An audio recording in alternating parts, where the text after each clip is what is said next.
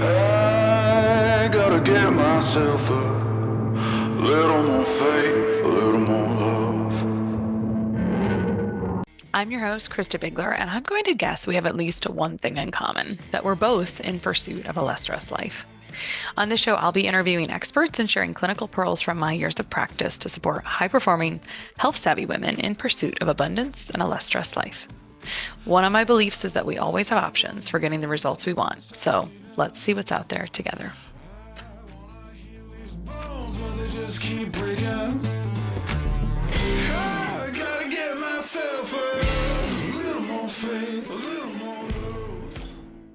When I'm reviewing someone's case, something I'm always looking for is what happened right before the major thing happened, right before this started. What happened right before this rash broke out? What happened the months leading up to when you noticed food sensitivities? And in many cases, and in my own, there is some form of stress.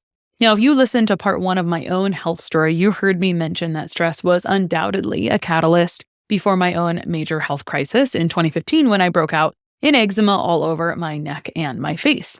Sometimes it's really obvious what the stress is, and sometimes it's a little more subtle. For me, I didn't realize that stress was a component initially. I just thought I'm a mother of 2 toddlers. I am doing all the normal things. And so I would have thought that was a little more subtle, not like some major event. I remember my mother's autoimmune diagnosis. She was on a trip that should be a positive thing to see my great aunt right before, but there was some other factors that made that trip much more stressful. And so usually the stress is there. Today, I'm going to share a few physiological things that happen downstream of stress in the body and how I'm helping my clients navigate this in our very human world. I always say, let's not blame ourselves for being human. But first things first, how is stress perceived in the body? What is stress in the body? The brain is in charge of all hormone production, and it doesn't know the difference between physical, emotional, or other stresses. The brain or the hypothalamus perceives stress in a variety of ways. So under psychological stresses, you might have exposure to negativity, like in news, in social media. You might feel unfulfilled or misaligned with your personal values. You might be experiencing major life changes, unresolved trauma, past experiences, anxiety, worry, excessive overthinking, any kind of conflict in your relationships, whether it's family, romantic, or friendships. Work pressure or job dissatisfaction, financial debt or insecurity, perfectionism or a high self-expectation, loneliness or social isolation, grief and loss, lack of control over situations, fear of failure or rejection.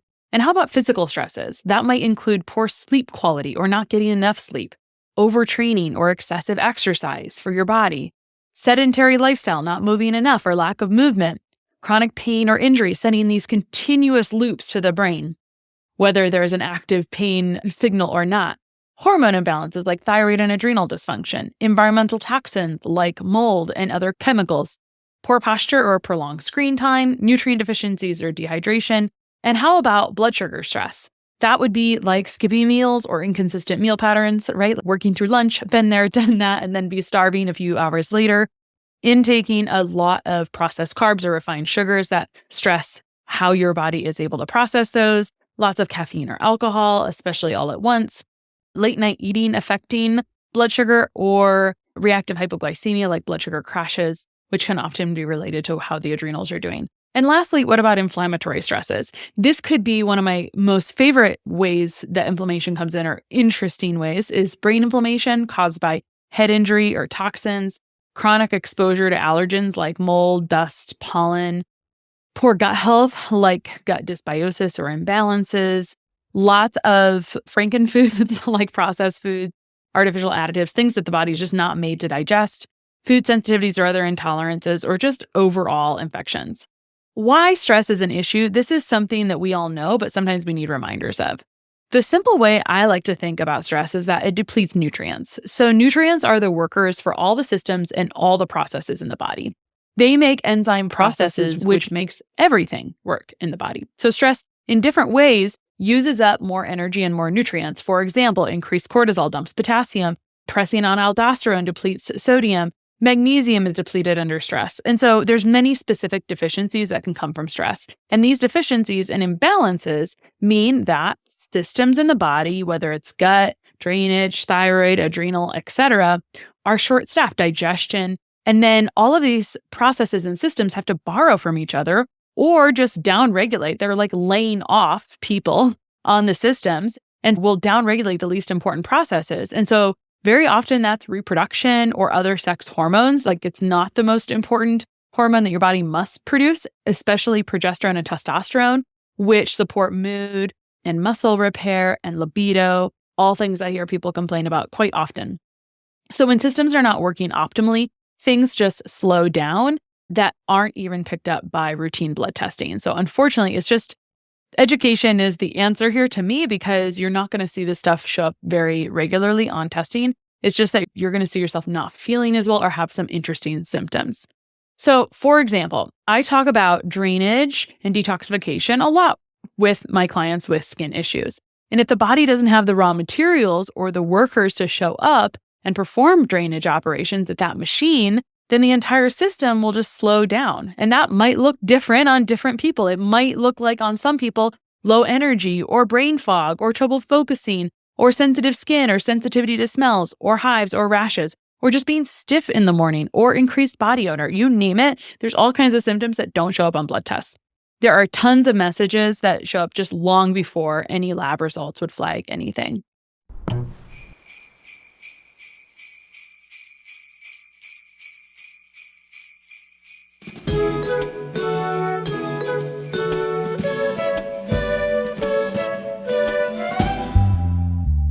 I really can't sleep. Baby, just try Mag-Sooth. Can't sleep away. Baby, just try Mag-Sooth. I've tried everything. I know you ain't tried this night yet, after night. but this uses good magnesium. Well, maybe if it's nutrition. Try a sip, it's delicious. I wonder if it really tastes refreshing good. and delightful for sure. Really, I'd better try Beautiful, it. told you Maybe you should give me a pour. Tomorrow you'll be begging for more. So what's in this drink? Baby, that is Mag-Sooth. Oh, this is Mag Smooth. Baby, it's called Mag-Sooth. I wish I knew it. About to find out This right really now. works. I'll take your hand, help you to bed. What if I say no, no, Maybe no, you sir? should listen I guess I'm closer. gonna give it a try. What's the sense in wondering why? I really can't sleep. Baby, just try this. Baby, just try Mag-Sooth. You're very pushy, you know. I like to think I'm just helpful. Baby, just try. Baby, just try Mag-Sooth. Just a little sip then. That took a lot of convincing. Merry Christmas and happy holidays from me, Ash, and everyone at Jigsaw Health. That's right, and you may know how much we love doing musical parodies, so we hope you've enjoyed our rendition of Baby It's Cold Outside. And just remember, if you need help relaxing over the holidays, Baby, just try Mag-Sooth. Merry Christmas. Merry Christmas.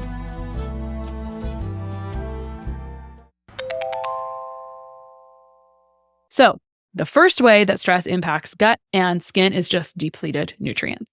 The second way stress impacts these systems is more by shutting down digestion. So not only does stress dump the nutrients that are partially needed for digestion, but it also decreases the body's ability to digest and absorb nutrients.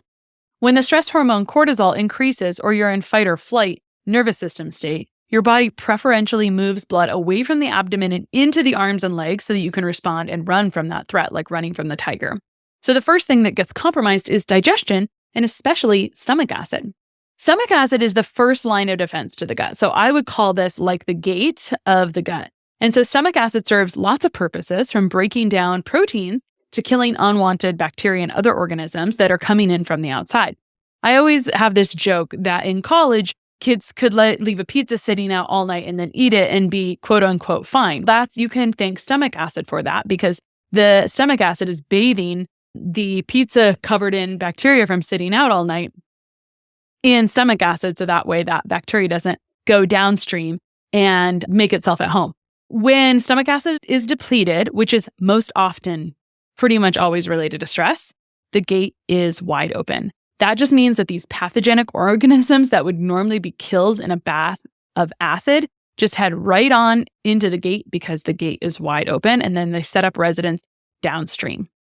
So second, when you're not breaking down your proteins, you're not getting the amino acids, which are also critical for detoxification and for skin healing. Amino acids are the building blocks of tissue, and so that helps with skin healing. So shutting down digestion impacts more of these raw materials for healing, for drainage, and also allows those pathogenic organisms to set up shop downstream.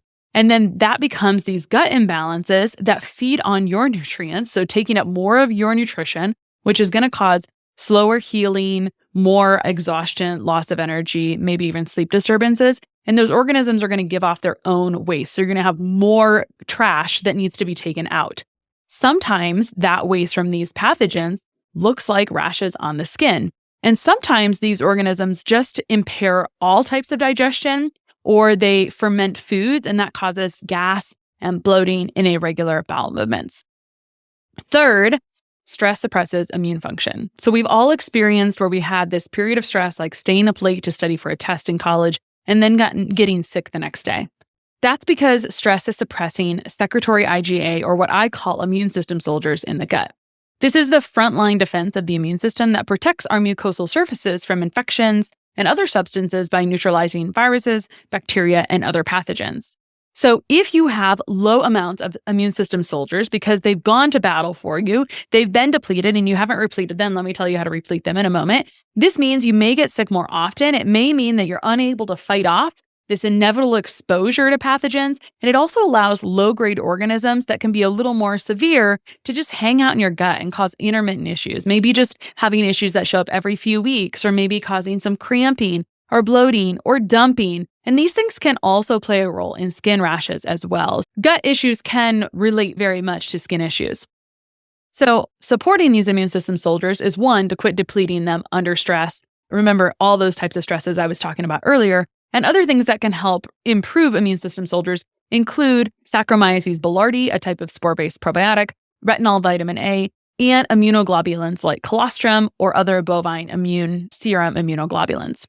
Another place that I see stress causing issues, even though I've given you 3 ways that stress impacts gut and skin function already, is that in general, as we've talked about, it overall reduces resilience and communicates to the nervous system that there's a lack of safety. And so one place I see this showing up more and more in clients is that they might have exposure to some kind of major environmental toxin like mold, and they can be okay, but after a period of stress, maybe that lasts more than a month. We usually call anything that lasts more than a month chronic instead of acute or short term. So if they're having chronic stress that lasts more than a month, I find that their resilience is lower, their nervous system is more on alert, and they start to have more severe symptoms as a downstream impact. So what can you do? The good news is that you can totally change how you process stress in the body. The not bad news is that we're onions that unlayer how we're processing stress. So I think that this is a lifelong thing of awareness. For some clients that are very unaware of stress, I might recommend that they buy devices to help them stimulate their vagus nerve, to do some work when they feel like they cannot do work. But in an ideal world, we want to really just create more awareness and consciousness around stress, of where stress is coming in, and start to shift that. There's something that I do in practice called results coaching. It's not easy to explain, but it was so profound for me after doing it for months. And I saw this huge shift in my nervous system. And as a result, mineral test results that were impacted by stress. So in practice, I use a couple modalities, the ones that I found really helpful. So this results coaching, it shines a light on stress that you don't always know is there and allows you the option to feel completely different in about 20 minutes. I found that it's just one of the most valuable things I can share with clients because we can actually change how we're processing and ruminating on these stressful thoughts and experiences, even if we don't realize we're doing it in a very short amount of time. So the results and achievement-oriented part of me just loves it. So I had to rearrange things to start doing this weekly with clients because I was seeing the downstream impact of stress on their and my own nutrient and mineral status, and knew that until they were changing how they were processing stress differently in the body, or until they started feeling it differently in the body, I knew that these results wouldn't shift. Even if we were giving them the nutrients and feeling better, I wanted them to feel better long term. So the good news is there are so many options for unraveling stress. These are just a few I use in my own practice. I'd love to hear what you're using for stress. So if you would share with me, there's a spot in the show notes, and then there's a spot on our podcast page where you can click and ask a question. But I'd love for you to share with me, what do you do to start to unlayer that whole onion of stress in your own life? And I'd love to share on the podcast recording, on the next recording, some of the things that you guys do to reduce stress in your own lives. Thanks for hanging out with me today, and we'll see you next time. Just keep breaking. I gotta get myself a little more faith.